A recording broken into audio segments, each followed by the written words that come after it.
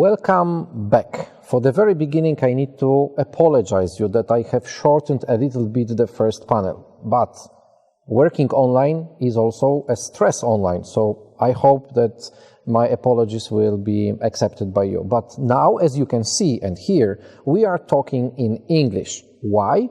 Because the next panel which we have for you is going to be run in English. We are connecting various destinations. Today you will meet speakers from Poland, from Belarus, but also one very special guest who is actually going to be our moderator. He usually works in Belgium. Today he is in Marrakesh. So we are connecting with Africa.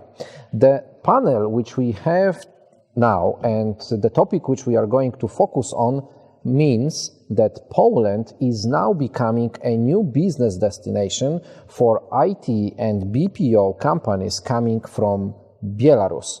And who's the best to talk about such subject if not Elias van Herwarden?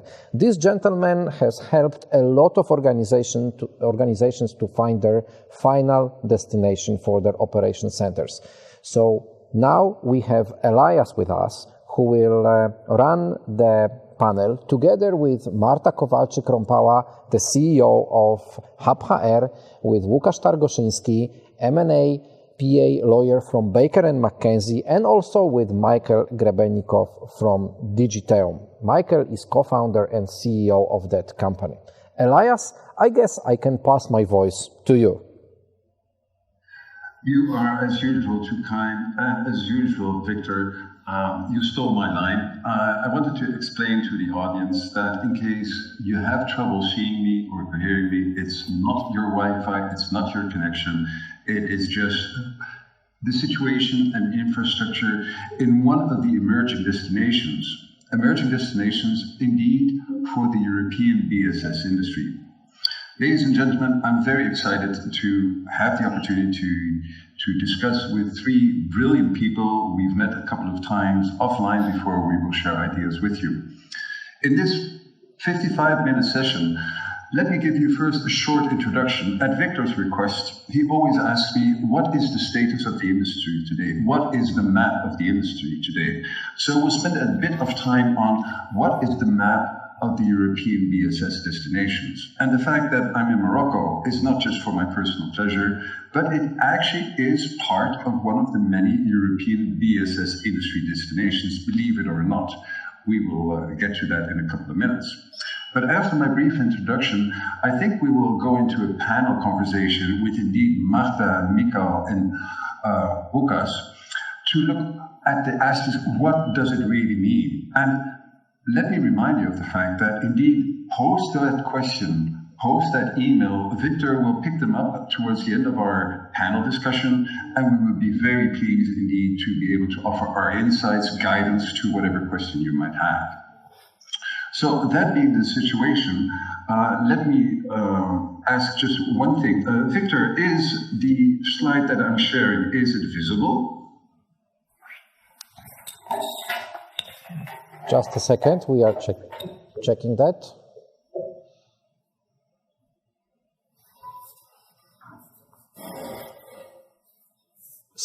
Czy możemy slajdy prosić?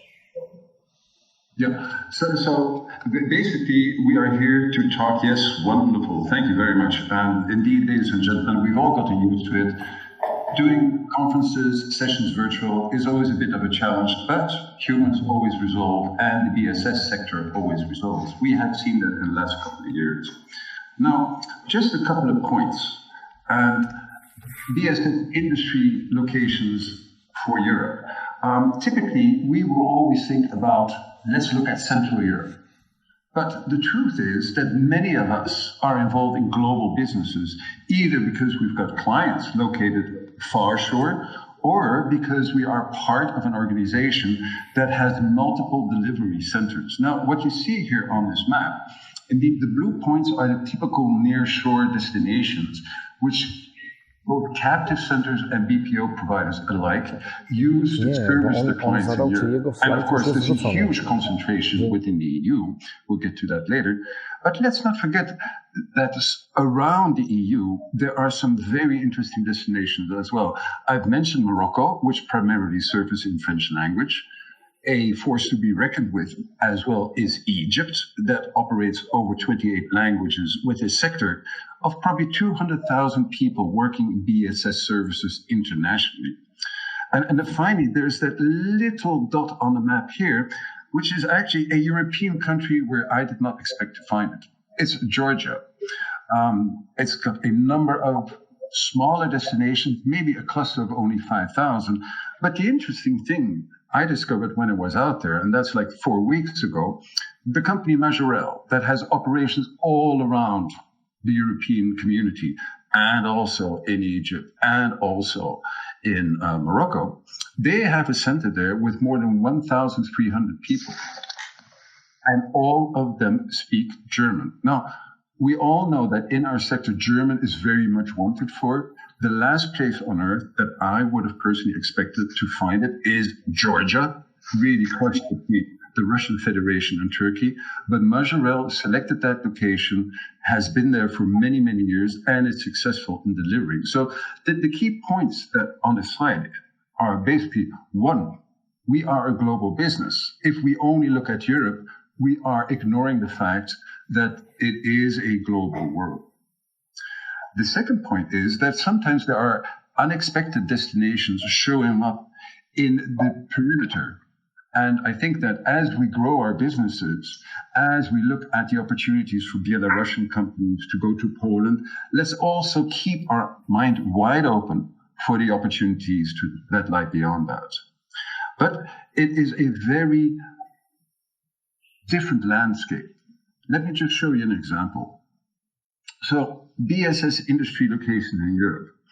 Victor, I know you asked me to show a map, but the map would actually be scattered with dots showing possible locations.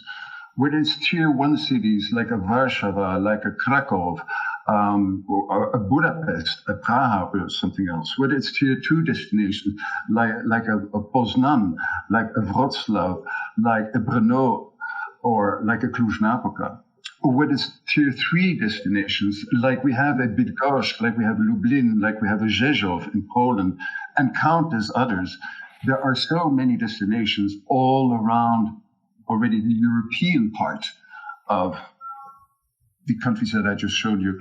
We wouldn't make sense of the map. So we thought of maps are a guidance to understanding what is out there. And what the team here has done is try to map a couple of other things. So if you look at the industry, if you look at the official reports, the government reports, associations reports, the good progressive work, a conservative estimation is that between 850,000 and 1 million people work within Europe. So I'm not looking at Morocco, I'm not looking at Egypt. Around 1 million people work in the BSS industry. And the countries, of course, show a great variety.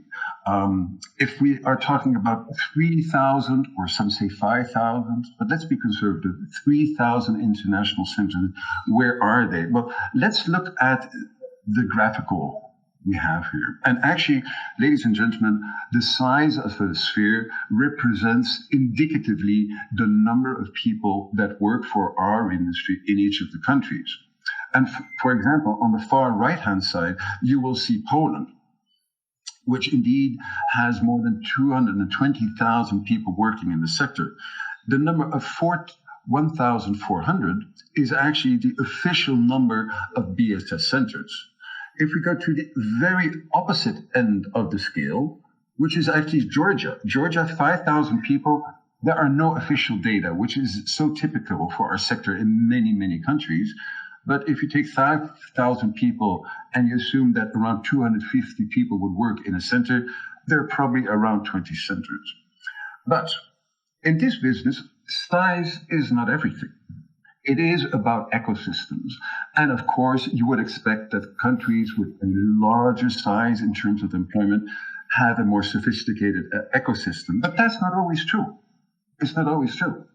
It's absolutely true that in a country like Poland, which basically has been the alma mater for our industry in Europe ever since, indeed, what was it? It was Price Waterhouse. They set up a captive center to service mobile in Krakow. That was in 1996, probably one of the first shared services centers we ever saw in Europe. So in Poland, we've seen a long evolution. But to the point of size not always being the most significant thing, look at the little number. Now, where is it? It is right here on the map. It's LT, Lithuania. Around 18,000 people working there, around 85 centers. But indeed, Lithuania is very well known for entering the market very fast and delivering very many high-level, high-value add services. So the point here is that there is a huge variety in terms of size. There's a huge variety in terms of the number of centers, but there are also many differences between the countries in terms of what type of activities and in terms of ecosystem sophistication.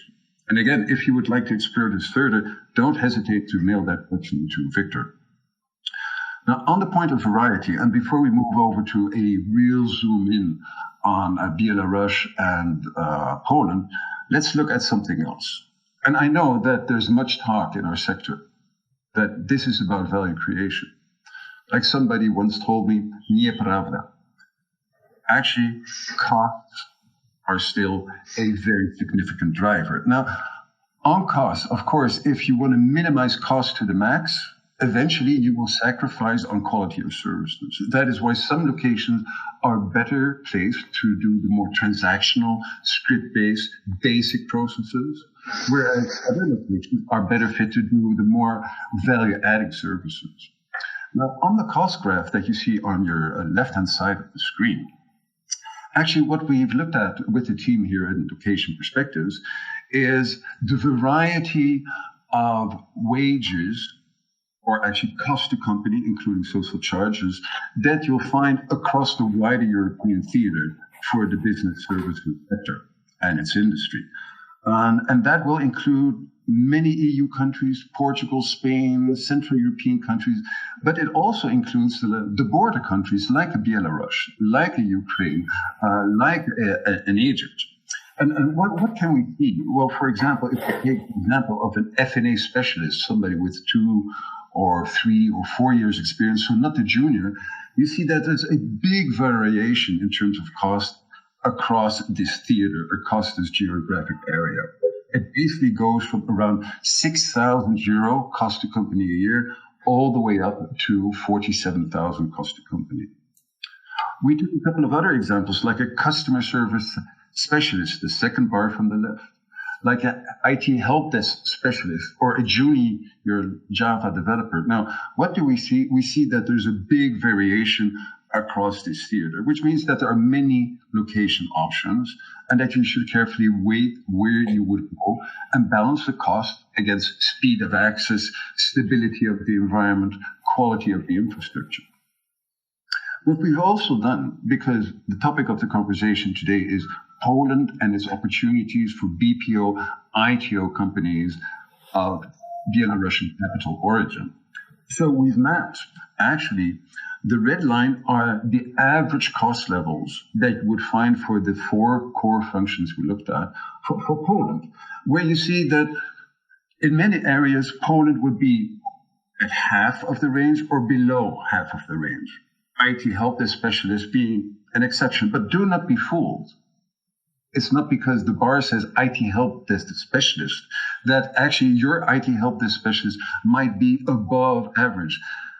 You should be very careful when you look at locations. Don't take general numbers. Do your due diligence. But that being said, if we can just assume general numbers here, also look at the green line where we consistently see that indeed Belarus has a lower cost structure than Poland. So one of the questions I will put to Michael from Digiteum later in the program, I mean, he just set up business in Gdansk. And I'd like to understand, why would you go to a higher cost country? But let's explore that a bit later. So cost variations are important. Belarus and Poland are in the middle or the lower end of the cost variation spectrum that we see across the wider European theater. But, my dear people in the audience, my dear panelists, we should admit, and I know, Victor, you didn't ask me to comment on this. I know that the city of Bydgoszcz might not be happy. But the truth is, like I said in the introduction, this is a global industry. It's a global business, which means that companies have options to go. And as you can see on the right-hand side of the slide, I mean, Belarusian companies have options to go. If they want to either enter the European Union, the natural backyard for them is indeed Latvia, Lithuania, and of course Poland. And if for whatever reason they would like to access even larger talent pools than you will find in Minsk, then indeed the Ukraine is an option. So, in terms of this introduction, what are we seeing? This is a global industry. There are many destination options. There are significant variations in size, but size is not everything. It is the quality, it's the stability of the ecosystem. We also see that cost still will play a role, and that indeed the focal countries for today are on the lower or middle end of the cost spectrum. But we also know and notice that Poland is not the only option. And what I'd like to do now is actually to move on to the panel discussion, to ask indeed Michał, Lukas, and Marta about their experiences and insights. And let's really focus this conversation on Poland and the opportunities it presents for Belarus. If there is a wider interest, we'll be happy to take questions. So, that being said, and the questions, I'll say this a couple of times, please feed them. We're very keen to be responsive to exactly what you expect from this conversation.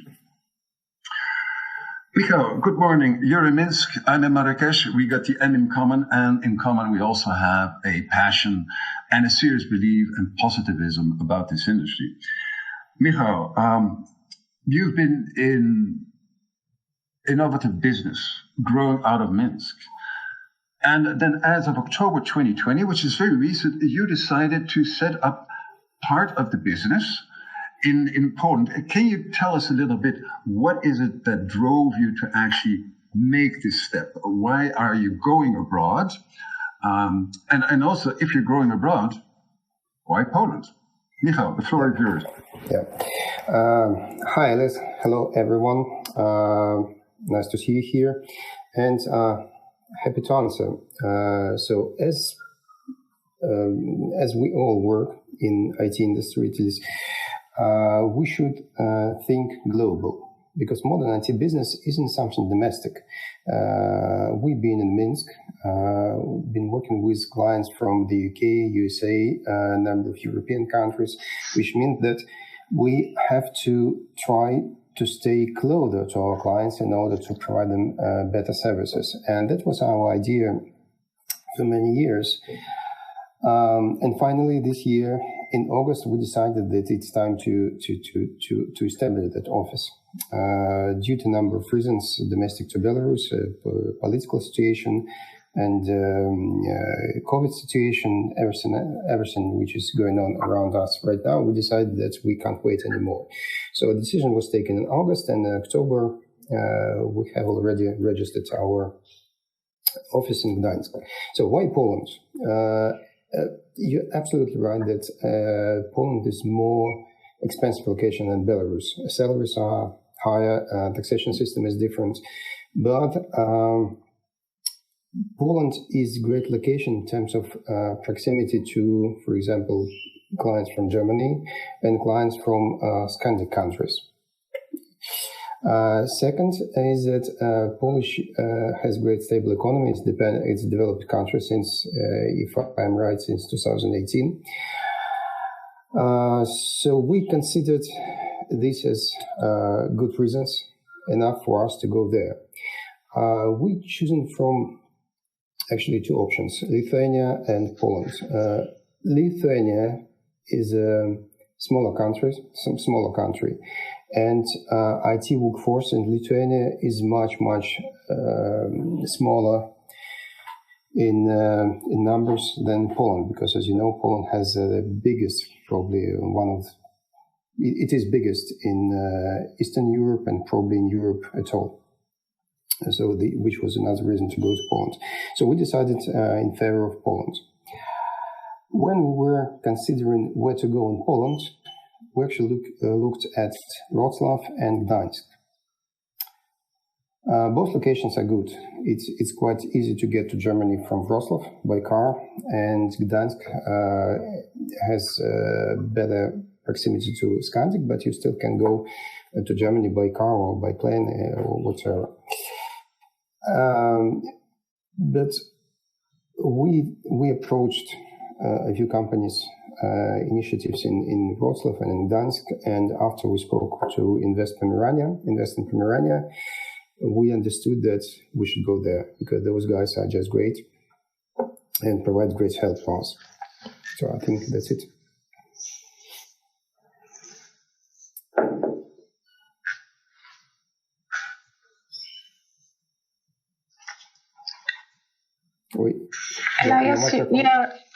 Elias, you're muted. Thank you. Sorry about that, everybody. Thank you for your answer. What I kind of sense of it is that the reason why you decided to go to Poland, and indeed, well, you looked at 2 EU countries, and then you looked at multiple cities, and eventually you selected one.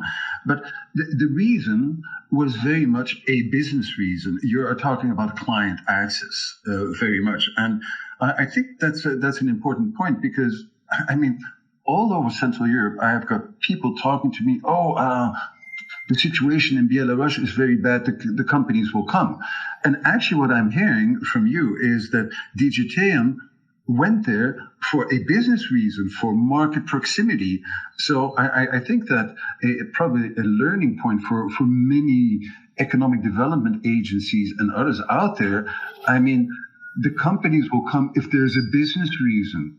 And whatever is temporarily happening in whatever political space is less a driver today than some would like it to be. And I think that's a very important point.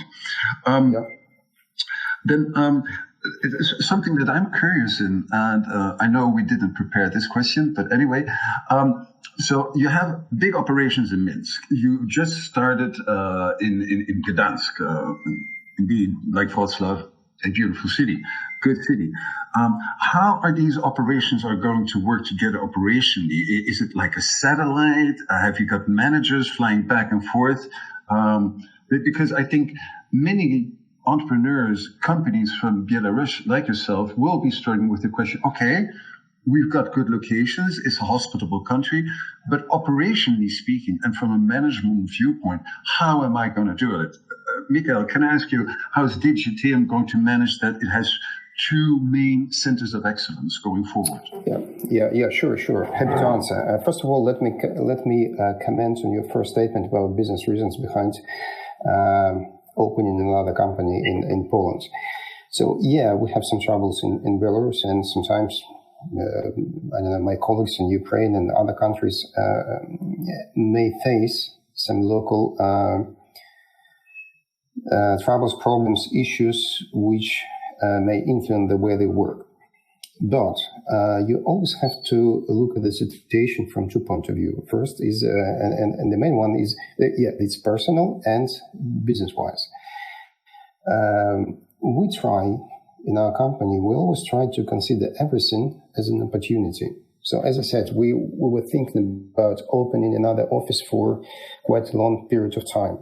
Just we saw that in this current situation, we saw that probably it's a hint that we shouldn't wait any longer, and we should just do it. And we didn't want to make it as we didn't want to look as refugees, because we are thinking about further development of our business. That's it. So moving about management of 2 locations, we have great examples because if you know, one of the biggest IT company in Europe and States is EPAM, originated from Belarus. I worked in my previous business. I met them personally. So I started working in IT from 1995. I know that EPAM founders, they started in 1992. So I closely watch what they're doing. So this is a good example to follow. What we're going to do, we're not going to manage Polish location from Belarus. My business partner moved to Poland. She is now living in Gdańsk, and she will be managing this location in Poland. This is the first step. Second, we're going to hire local developers, local sales managers, engineers, and so on in Poland. If someone from our Belarus office wants to relocate to Poland, we'll manage this as well. But we're gonna use them separately. So Polish office, with as I said, close proximity to our clients, with a more favorable time zone difference. At least it is minus 1 hour to the UK, and this 1 hour is very important. Actually, it makes us our location even closer to them. So this office will probably concentrate on sales, project management, analytics, and client support, just because it's easier to do from Poland. Office in Belarus will still exist, and it will be concentrated on development, as what we've been doing for many years. Of course, people can travel. I do not say that people in Poland will be doing only sales and management and analytics. People in Belarus, this will be, exchange of people, because this is natural for a team. And this is an idea. We need to see how it goes, because when you develop business, you can have some plan, you can create those plans, but you have to see how it's going, what people you met, how people behave, how your business connection behavior, and so on. Because initially we started in 2010, we started as a mobile development business, but in 2014 we found ourselves as a consultancy, which has a much broader experience in technology than just mobile development. So it's a business as a life organism. You nurse it, and you have to see what you receive. Alice?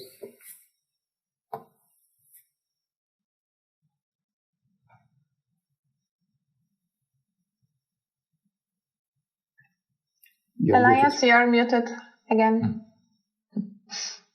I'm being too polite here. Sorry. So thank you for that, Michael. A lot of richness. I'd like to get back to a couple of points. And thank you, Marta, for guiding me. Michael, you said everything is opportunity. I had been in a conversation with Lada Kuchera, and he's head of HR in Prague a couple of days back. And he said something like, there's always something good that can come of something bad. And I think that you and Lada really, in saying what you said, you represent the heartbeat of this industry. I mean, we are always looking for solutions. But on one point, you mentioned recruitment, and indeed you mentioned that one of your men's team is doing there. You mentioned a functional specialization, which indeed is what a lot of bigger companies do, and it is great to see that you are doing this as well. But on recruitment, actually, Marta, I would like to switch over to you, because your company does recruitment and so much more. Hub HR actually helps people transition hats, organizations transition people, looks for cultural awareness. And these are some of the challenges that must be solved by any business that's going abroad or anywhere.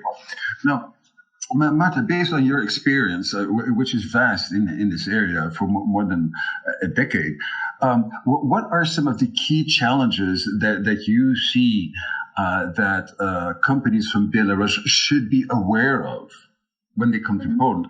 We all know that there's a long history, a common history between Poland and Belarus, but still in the recent times, that history has been different. What is it that companies that set up in Poland in the BPO, ITO space should be aware of when they start recruiting and onboarding people? Marta, the floor is yours. Thank you for mentioning onboarding, because I think it's a very important process that some of the company are not aware of. So from my perspective, like recruitment process should be well prepared. I mean, because of your like taking Michael's company as an example, you are new in Poland, so your brand is you don't have any brand awareness here. So and it will be the same case with other Belarusian companies, I suppose. So from my perspective, it's very good to have this brand awareness or start building it as soon as you can.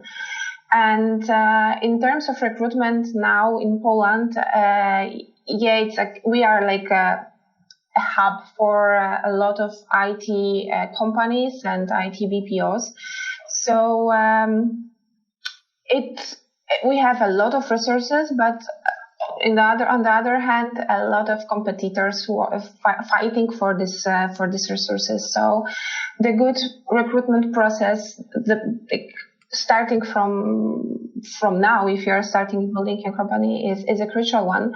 But as Elias, you mentioned about the onboarding process, I think that a lot of companies still don't do it good in the proper way. I mean, they think that once the person joins the company, the work is done, and the only thing that this person should do is just start working and completing the tasks. But it's not true anymore. So we are people here, like from my perspective, because I'm working on mostly with IT companies, and we are recruiting mostly IT specialists. These are high demanding people. So the most important things for them is projects that they work on, the technology stack that they work on, and the salary, of course. So, but like the next one is also the atmosphere and the onboarding process, this feeling and this confidence that they are also the part not only of the team but of the whole company. And I think that once you start your company here, it's very important to think also about these aspects of good onboarding, and to have in mind that when you have the management from your company, like I know that it will be like half here, or maybe the management board will be also from, like management staff will be from Poland, but still you will have some people from Belarus. It's good also to make them feel comfortable here, to know all legal processes regarding hiring and all what's connected with people in general.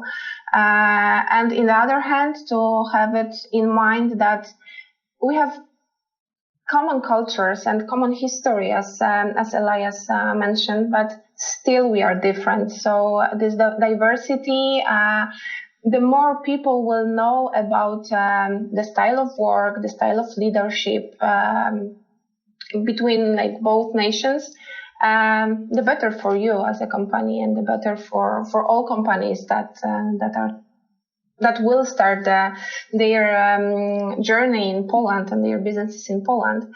I have one comment to what Michael's you said previously. I don't know if you're aware that Polish government ran a program called Poland's Business Harbor. It's dedicated mostly to Belarusian companies and the Belarusian IT specialists, because it's only for ICT sector. And thanks to this program, you have a lot of help from the business concierge, they call it, that you have a package of different activities that they can guide you and help you to set up the company here. The same with the employees coming from the Belarusia to Poland. They have individual, like how we can call it, individual assistants that help with relocation to Poland, not only of the employee but also of the whole families. So maybe it's a good, also good for all of Belarusian companies that think to move to Poland to just take a look at this program. As far as I know, after a month of these activities, almost 800 of Belarusian ICT specialists received their visa, and they will move to Poland. And there is also a list of Polish and international companies from ICT sector that they are willing to hire this Belarusian specialist as soon as they can start.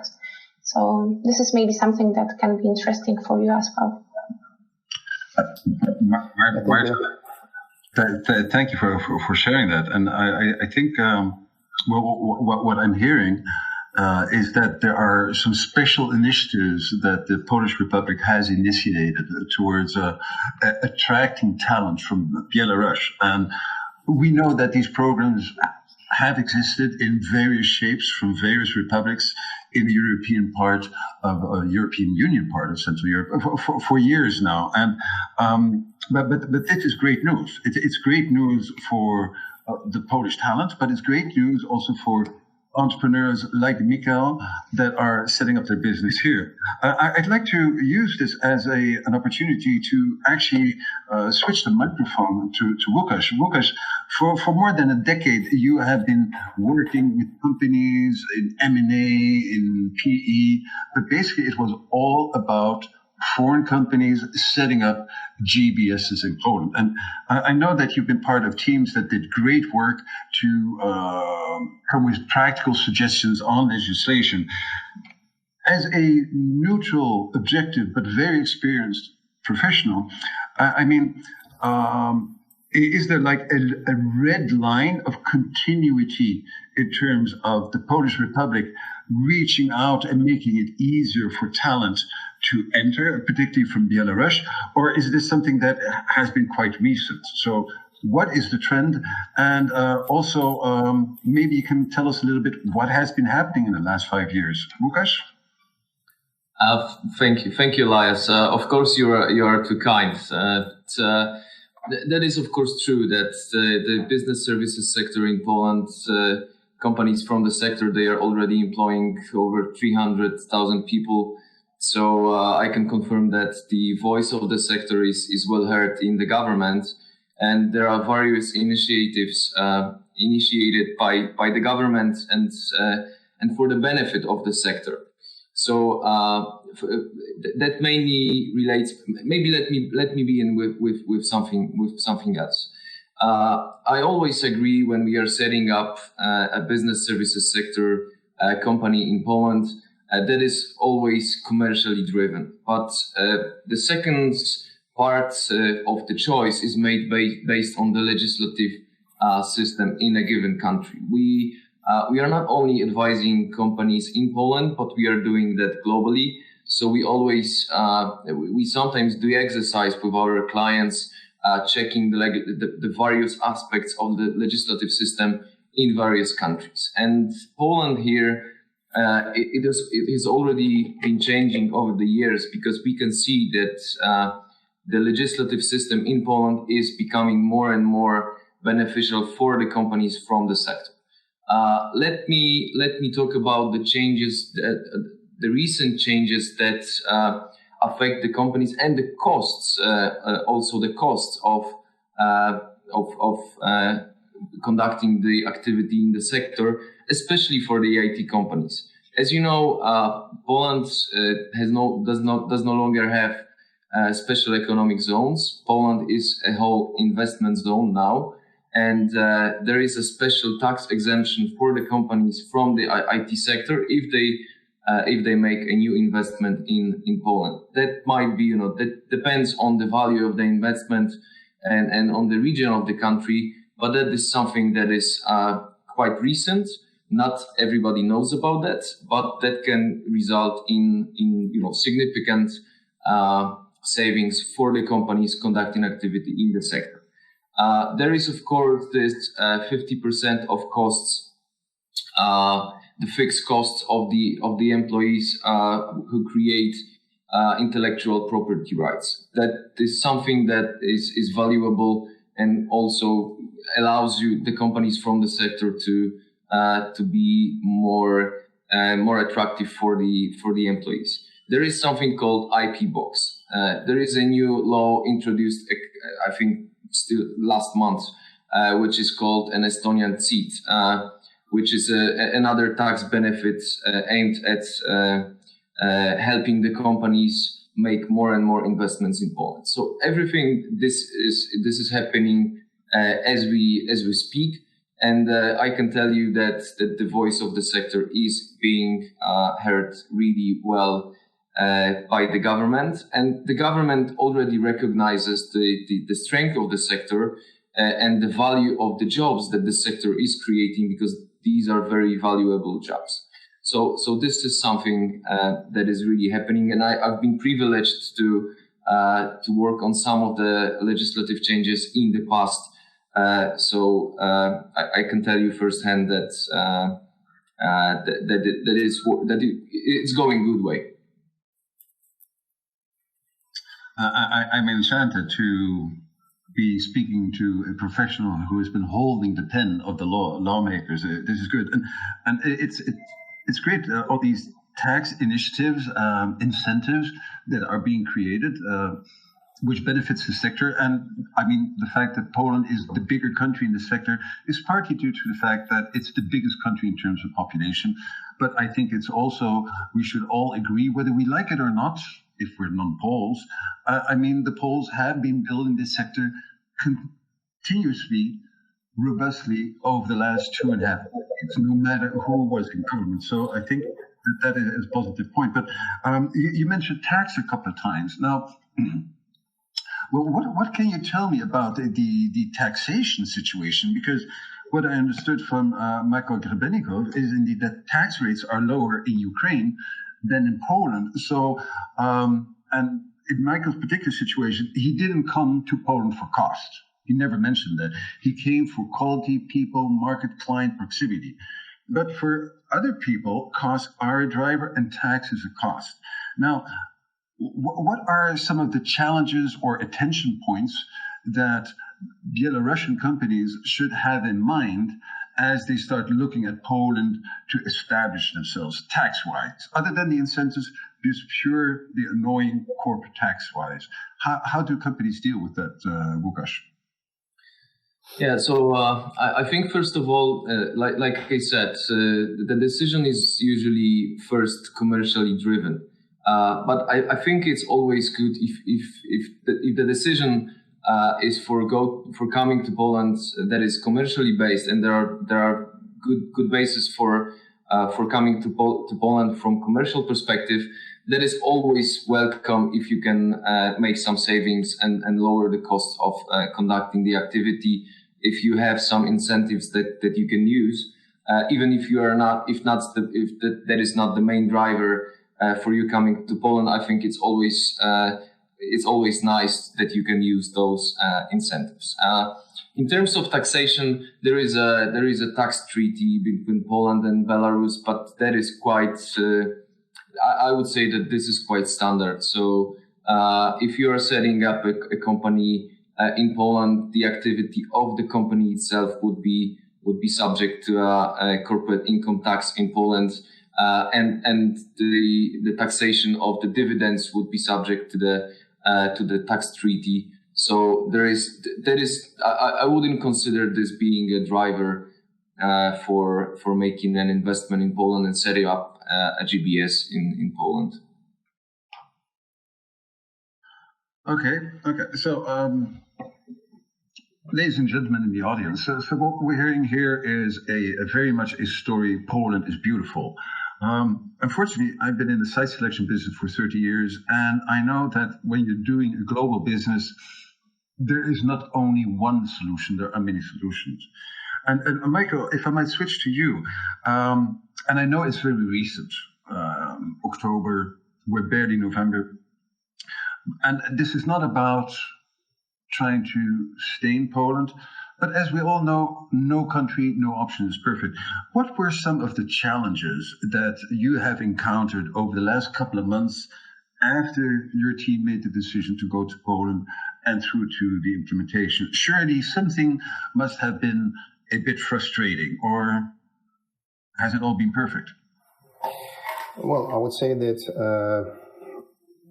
we didn't meet any serious challenges, but I must say that we have experience in establishing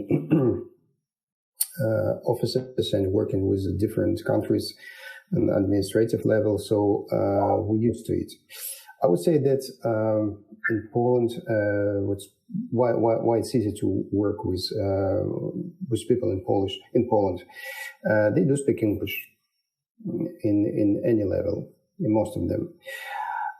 It was a challenge to select a partner who will help us with, for example, accounting, because not any company doing outsourcing accounting were ready to speak English, but we found those who can.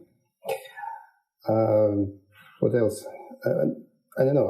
I think in given conditions, we all live in COVID times, the biggest challenge is traveling, which actually almost killed the whole industry of travel hospitality. But getting from Belarus to Poland and back, this is challenging because borders sometimes are closed, and this is probably the biggest issue. Everything else, I don't know, you just doing research, you meet people, you speak to people, you ask questions, analyze what you received and information you received, and that's it. Okay, so that's good. I recall you mentioned the role of Invest Pomerania earlier in our conversation, and indeed what we see in... Okay, I'm not an ambassador for Poland, but I must admit that many cities have organizations like Invest Pomerania, and that cannot be said for all European BSS industry destinations, unfortunately. Did you really find their support? Because you're basically saying there are few challenges. The fact that there was an organization like an Invest Pomerania, did that really help, or how useful have they really been to you? Well, Invest Pomerania in Pomerania team has been useful. We initially considered two cities, Wrocław and Tri-City, and we started with Wrocław. Spoke with a similar organization there. Unfortunately, I don't remember its name right now, and they were quite helpful. But after we spoke with Bartosz from Invest Pomerania, I don't know, some chemistry happens. Personal. He was very helpful. He immediately introduced us to recruiting companies, accounting companies, legal companies, companies who can help us with renting offices and so on and so on. So, and this was like this very quickly. And we used to work in digital, and we used to work the same way. Okay, excellent. So, yeah, they were very helpful.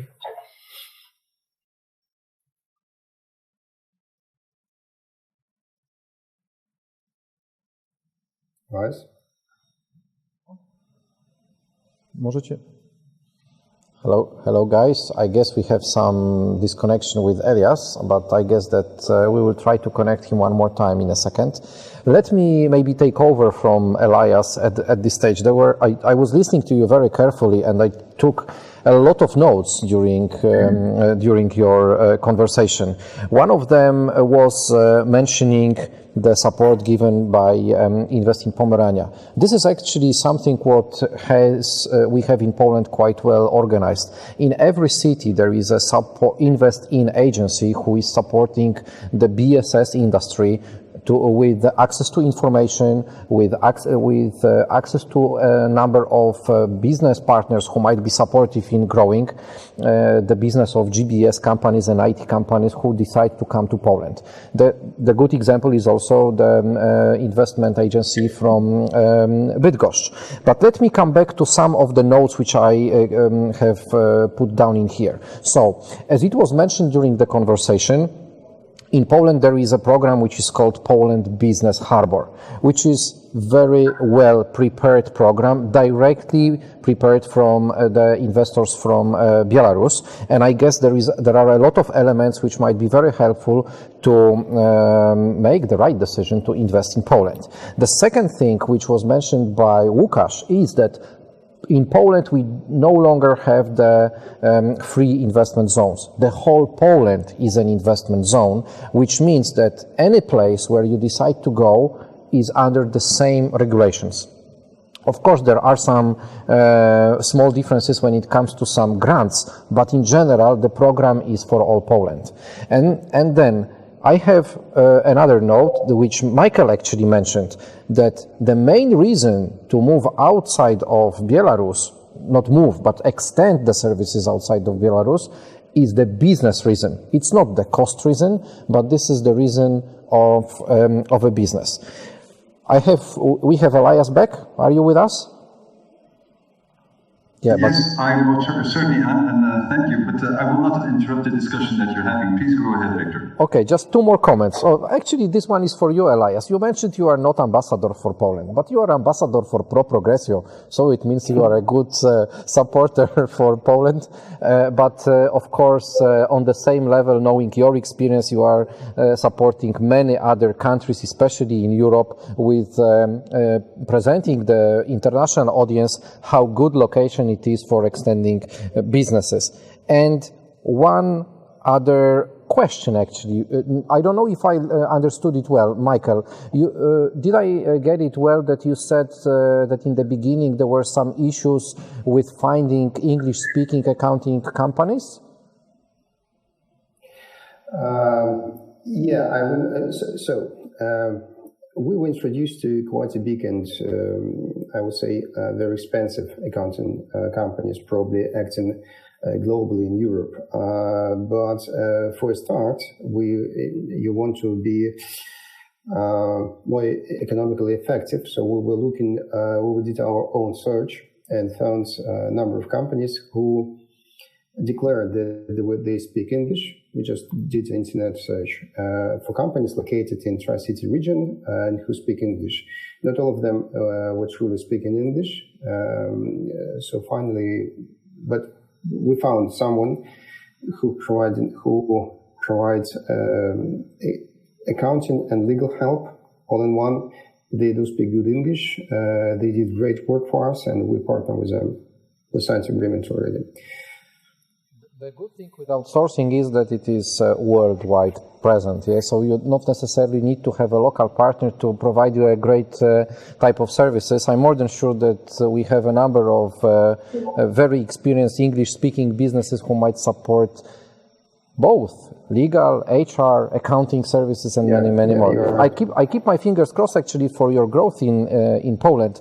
One question to you, Michael: how big is the IT industry in Belarus, just to allow our audience to understand what is the size of a market which Poland might be interested in, just promoting Poland as a destination to invite such companies to our country? So I think you know that Poland is not the only location who is hunting for Belarus heads. So Ukraine and Lithuania are there as well.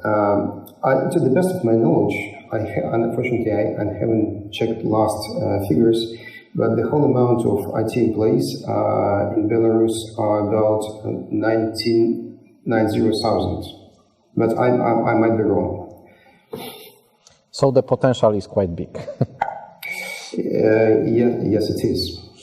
Okay, before I pass my voice to Elias, I have one question from our audience, from the viewers. And actually, by the way, we've got 90% of all attendees who have signed up to watch our online conference who are with us. Oh, sorry, I have just received information. 95% of all subscribed audience is with us, which is close to 200 people.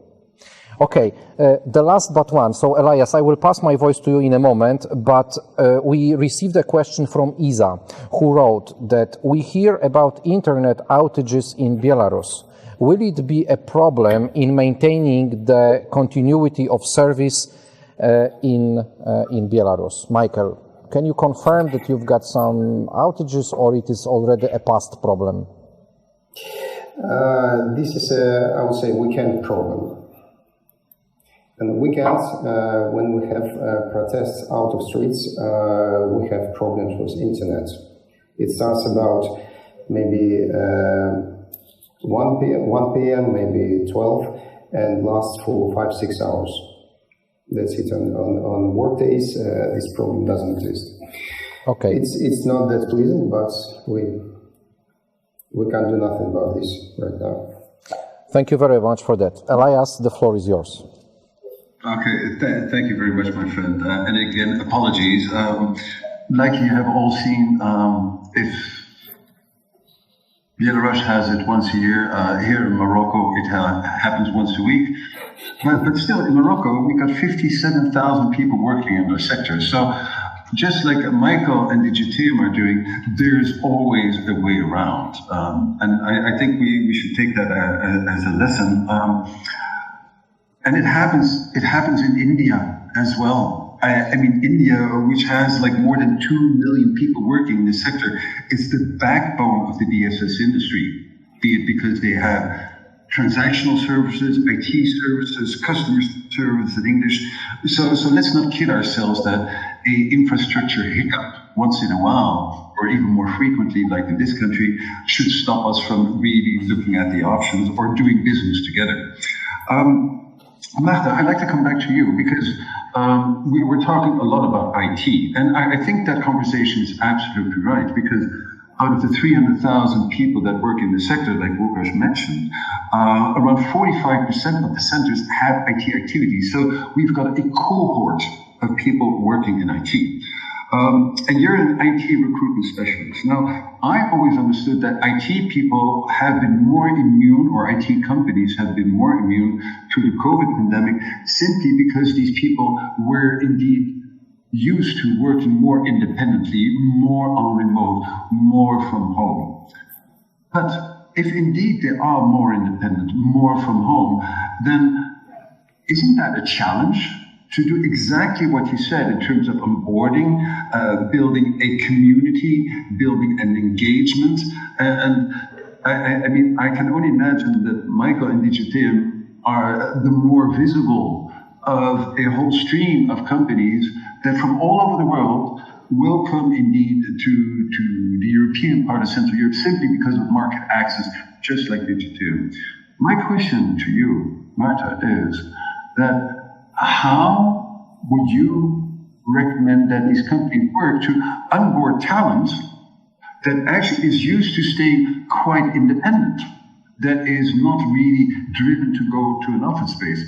What is it you see that is well done in Poland and that newcomers should benefit of? Mm-hmm. So, yeah, as you mentioned, IT specialists, let's call them. I know that it's not the best way of calling them, because it's but mostly about, I'm talking right now mostly about the developers. It's true that they work remotely from a long time, and now it's as you mentioned as well, it's a huge benefit for all companies that were allowing them to work remotely, because there is no issue right now with communication, with doing the tasks, and to work with a team here or worldwide. So this was a huge advantage for sure. In terms of onboarding, now we should be more careful. Like I would say in general, right now in this COVID time, I think we should more be people concentrated than we were before, because we are now talking about business perspective and hiring people, but we need to have in mind that all of them who are working remotely, they don't have enough space to do it with kids, wife, and other activities that are that we are all on the daily basis we are troubling with. So I think we need to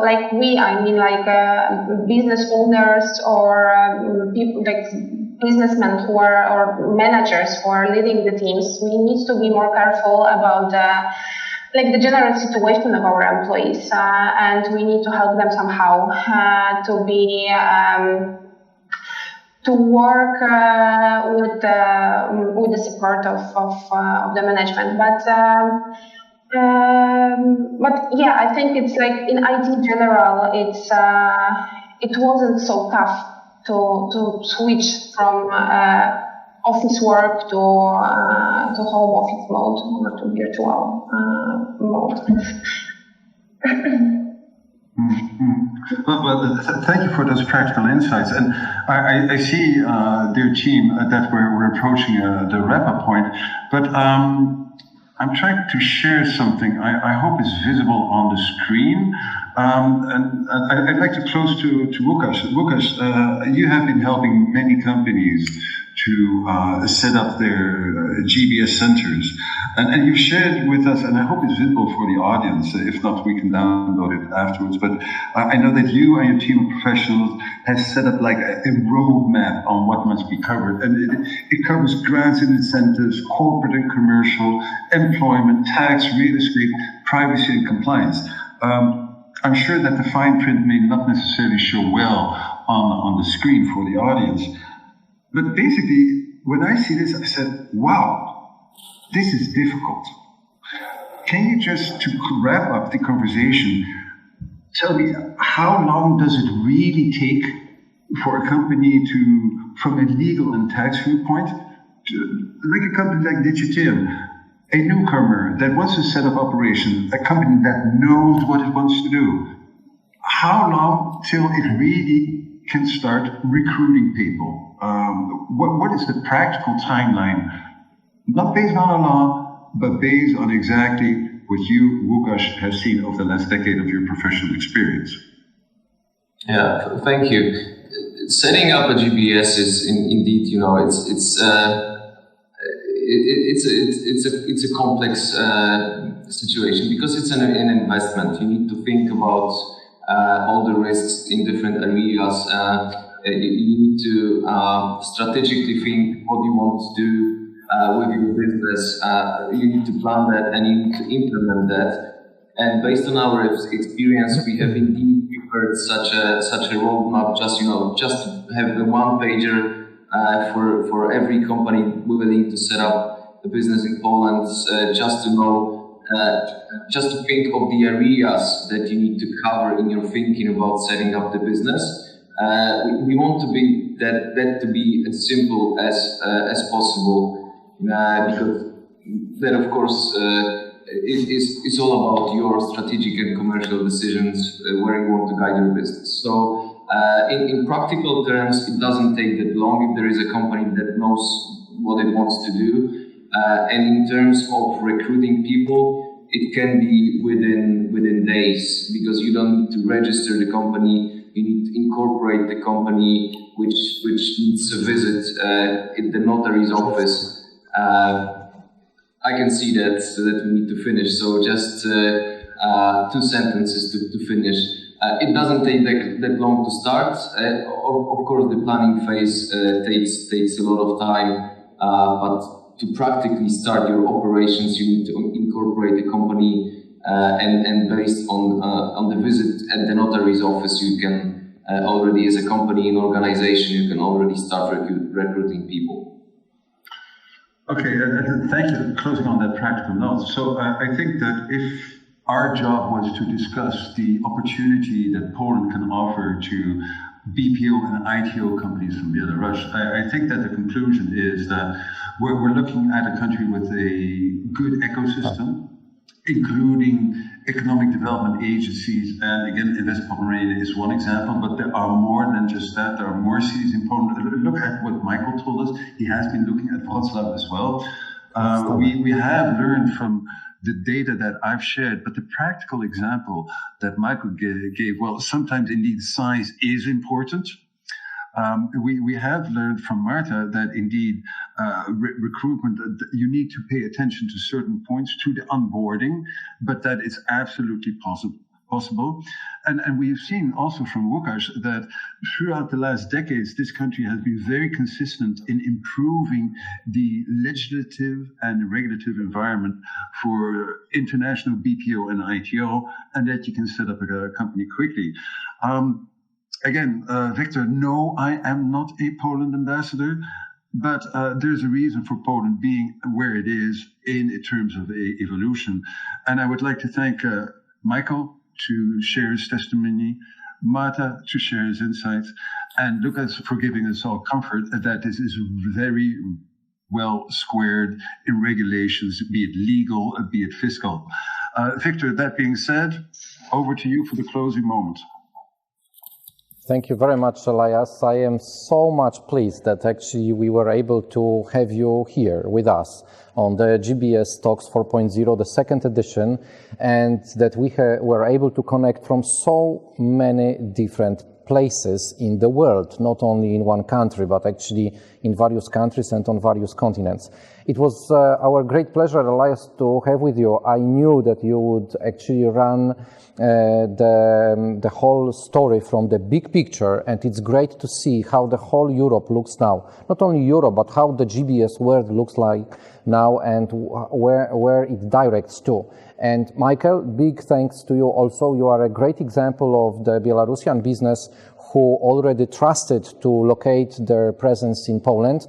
And I'm more than sure that you are the first, but not the last example of the great Belarusian companies who decided to move to Poland and grow their business in here. Having support from the legal agencies, from real estate agencies, from HR agencies who we have present in Poland and who have practice in supporting GBS sector for already 25 years means that actually the Belarusian IT business is in good hands. For the moment, we are closing and we are meeting again at 2 o'clock.